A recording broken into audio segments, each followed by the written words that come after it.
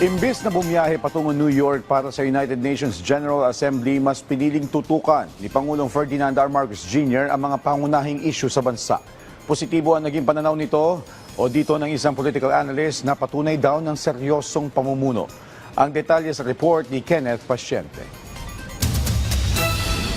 Issue ng bayan ang uunahin ni Pangulong Ferdinand R. Marcos Jr. kaya minabuti niyang hindi na dumalo sa 80th session ng United Nations General Assembly sa New York. Ayon kay Communications Undersecretary at Palace Press Officer Claire Castro, may mga issue kasing dapat tutukan ng Pangulo, partikular na ang pagpapababa ng presyo ng mga bilihin na isa sa mga hinaing ng taong bayan. Dagdag pa riyan ang issue ng flood control projects na una nang kinundina ng Pangulo. Babantayan din ng Presidente ang Independent Commission for Infrastructure o ICI. Kasabay nito, nilinaw ng palasyo na walang banta sa kanyang buhay at higit lalong walang koneksyon ang malawakang kilos protesta sa September 21 sa naging desisyon ng Pangulo. Hindi naman po nangangamba ang Pangulo dahil alam po niya na ang pagpoprotesta ng taong bayan ay tungkol sa paglaban sa korupsyon, kakampi sa kanyang adhikain. Dahil sabi nga po niya kahapon, kung hindi siya presidente, malamang ay makakasama rin siya sa pagprotesta laban sa korupsyon. Para sa isang political analyst, good move ang ginawa ng Pangulo. Hindi naman ito nangangahulugan na pagbaliwala sa UN General Assembly. Sa halip, patunay lamang ito na seryoso ang punong ehekutibo sa pagresolba sa mga issue ng bayan, partikular na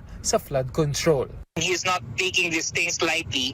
Rather, he is giving his full attention and his full focus dito sa issue na to, no? Because he believes that this is a very, very important matter. Makikinabang pa rin naman anya ang Pilipinas sa naturang international forum sa pangunguna ni Foreign Affairs Secretary Maria Teresa Lazaro. It's good that we still maintain a presence, no, in this international gathering kasi naman totally wala. I think the international community will understand the absence of the president. Ayon sa DFA, isusulong ng Pilipinas ang paninindigan nito sa multilateralism pati na ang rules-based order. Bibigyang diin din ni Secretary Lazaro ang papel ng Pilipinas sa pagtugon sa mga iba't ibang hamon, pati na rin ang panawagan ng bansa para sa isang mas matatag na United Nations, isang UN na isinusulong ang kapayapaan, seguridad, climate action, proteksyon sa mga migrante at sustainable development.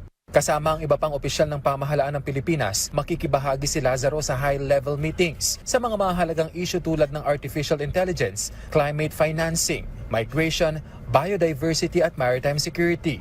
Makikipagpulong din ang kalihim sa mga foreign minister upang patatagin ang bilateral at multilateral na ugnayan, itataguyod ang interes ng Pilipinas at isusulong ang mga pambansang prioridad. Isusulong din ang kandidatura ng bansa bilang non-permanent member ng United Nations Security Council para sa taong 2027 hanggang 2028. Kenneth Pasyente para sa Pambansang TV sa Bagong Pilipinas.